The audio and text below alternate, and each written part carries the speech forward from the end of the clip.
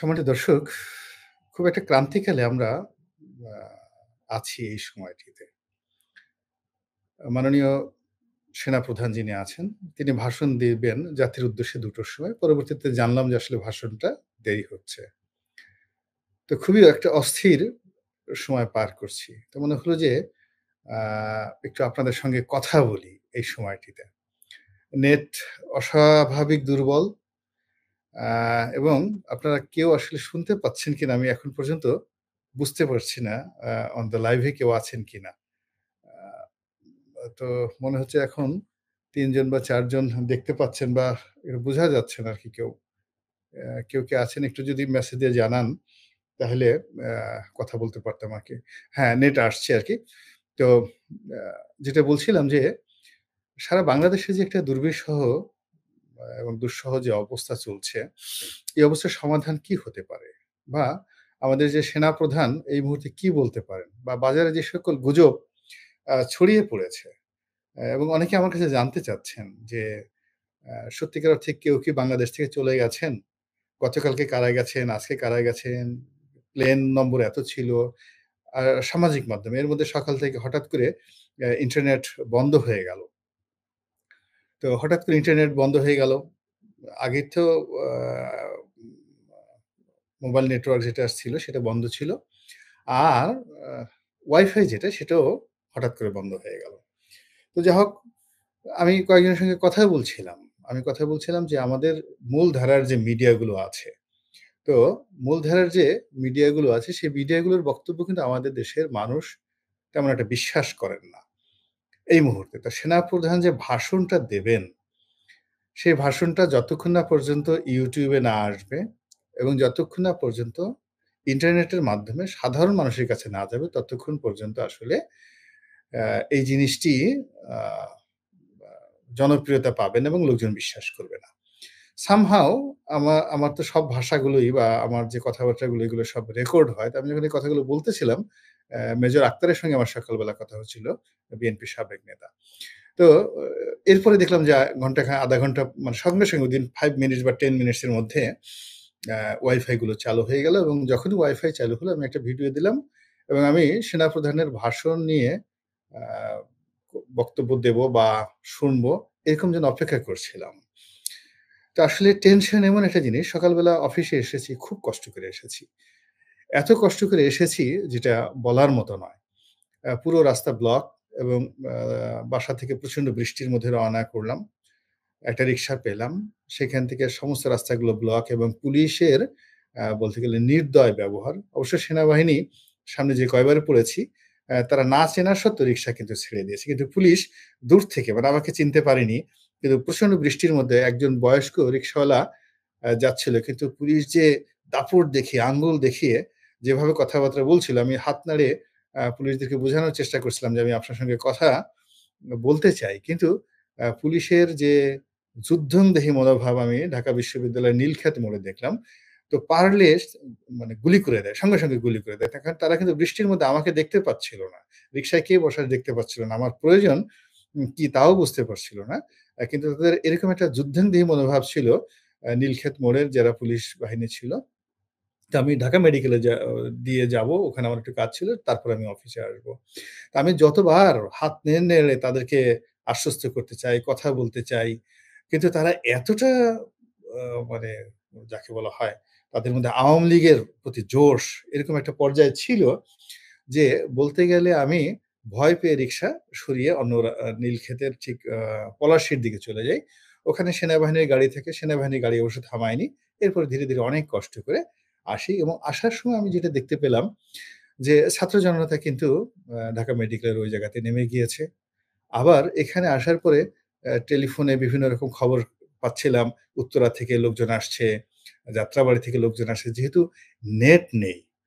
Net না থাকার কারণে এই ফোনে যে কথাগুলো হচ্ছে এগুলো অনেকটা কনফিউশন সৃষ্টি করেছে। বিভিন্ন আ সম্প্রদায়ের মধ্যে কনফিউশন সৃষ্টি করেছে। তখন আমার কাছে মনে হলো যে আ আমি যদি নেটটা চালু করে তাহলে সরকারের জন্যই ভালো হবে। এনিওয়ে আমরা অপেক্ষা করছি প্রধান সেনাপতি আমাদের দেশের সেনাপ্রধান। তিনি মিস্টার ওয়াকারুজ্জামান তিনি কথা বলবেন। ওয়াকরুজ্জামান সম্পর্কে আমি সবসময় ইতিবাচক কতগুলো ভিডিও করেছি। এর কারণ হলো এই ভদ্রলোক আপাদমস্তক একজন জেন্টলম্যান। তারপর তিনি শেখ হাসিনার আত্মীয় বটে, কিন্তু তার ব্লাড লাইন ভালো। বিয়ে করেছেন ভালো পরিবারে, নিজেও ভালো পরিবার থেকে এসেছেন। এবং আপনারা জানেন আমি সবসময়ই আমার বক্তব্যে যে জিনিসটা বলার চেষ্টা করি যে, একটা মানুষের বংশ যদি ভালো হয়, তার রক্ত যদি ভালো হয়, তাহলে তার কাছ থেকে আপনি অনেক ভালো কিছু আশা করতে পারেন। তো সেই দিক থেকে মানে সিএস-আর-এস খতিয়ান ওয়াকরুজ্জামান সাহেবের ভালো। কিন্তু এখন এই আওয়ামীর যে চক্র, এই চক্রের মধ্যে পড়ে তিনি আসলে শেষ পর্যন্ত কি করতে পারেন আ সেটি একটা যুগ সন্ধিক্ষণে এসে দাঁড়িয়েছে তার এই বক্তব্যের উপরে। কারণ হলো তিনি যে বাহিনীটির নেতৃত্বে আছেন, এই বাহিনীটি বাংলাদেশের সার্বভৌমত্বের প্রতীক। পুলিশ বাহিনীও বাংলাদেশের কিন্তু সার্বভৌমত্বের প্রতীক। কিন্তু সেনাবাহিনীটা খুবই সেনসিটিভ এই মুহূর্তে। এখন তার একটি সিদ্ধান্তের কারণে বা তার দৃঢ় মনোবলের কারণে, তার সততার কারণে এই বাহিনীটি আ রক্ষা পাবে, দেশ জাতি রক্ষা পাবে। কিন্তু তার একটি ভুল সিদ্ধান্তের কারণে আমরা যে কোন জায়গাতে আ চলে যাচ্ছি এবং চলে যাব, এটি এখন পর্যন্ত বলা যাচ্ছে না। এবং কালকে আ ঠিক আ দুপুর ২টো পর্যন্ত আওয়ামী লীগের লোকদের কিন্তু প্রচন্ড একটা হম্বিতম্বি ছিল। তারা এই তথ্য প্রতিমন্ত্রী বললেন, পাশে নাঈমুল ইসলাম খান দাঁড়ানো ছিলেন। প্রচন্ড কঠোর হবেন। প্রধানমন্ত্রী গণভবনের মধ্যে বসে খুব প্রচন্ড কঠোর হবেন। কিন্তু এই যে তারা যে ২টো ২:৩০ সময় যে কঠোর হবেন, এই কথাগুলো যখন সারা বাংলাদেশে ছড়িয়ে পড়ল। এর মধ্যে ওবায়দুল কাদের সাহেব যিনি ছিলেন, তার খোঁজ পাওয়া যাচ্ছিল না। তো ওবায়দুল কাদেরের পরিবর্তে যেটি হলো, আ সেটি হলো আ জাহাঙ্গীর কবির নানক ভাষণ দিচ্ছিলেন। কিন্তু জাহাঙ্গীর কবির নানক কিন্তু ভালোভাবে কথা বলতে পারেন না। তিনি অনেকটা ঘাড় করে আ মানে বঙ্গবন্ধুর ভাষা নকল করে সেই সংবাদ সম্মেলনে ভাষণ দেন। সংবাদ সম্মেলনে ভাষণ দেওয়ার জন্য যে ধরনের রিদম দরকার, এটি জাহাঙ্গীর কবির নানকের নেই। কিন্তু তাকে দিয়ে ভাষণ দেওয়া হলো এবং আ সেই ভাষণটি বা জাহাঙ্গীর কবির নানক সাহেব ছিলেন, আব্দুর রাজ্জাক সাহেব ছিলেন, তারপর বাহাউদ্দিন নাসিম সাহেব ছিলেন।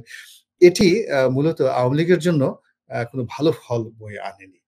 আবার আ তথ্য প্রতিমন্ত্রী যিনি রয়েছেন, আ এই ভদ্রলোক ভাষণ দিলেন, তিনিও পলিটিক্যাল নন। তার ভাষণও জনগণের মনে কিন্তু কোনো স্বস্তি আসেনি। আর প্রধানমন্ত্রীর যে বক্তব্যগুলো, কথাবার্তাগুলো আকার ইঙ্গিতে আসছে বিভিন্ন সামাজিক মাধ্যমে, এটা আরো কনফিউশন সৃষ্টি করছে। এর মধ্যে যারা দেশের বাইরে চলে গেছেন বা যারা আছেন, এটি নিয়েও ভীষণ রকম বিতর্ক শুরু হয়েছে। এবং কালকে ৩টের পরে ৩টে থেকে একদম রাত্রি ৮টা-৯টা পর্যন্ত বাংলাদেশে যে কি ঘটেছে, সত্যিকার অর্থে কি ঘটেছে আমরা কিন্তু এখনো পর্যন্ত তার আ ১০ ভাগের ১ ভাগও জানতে পারিনি।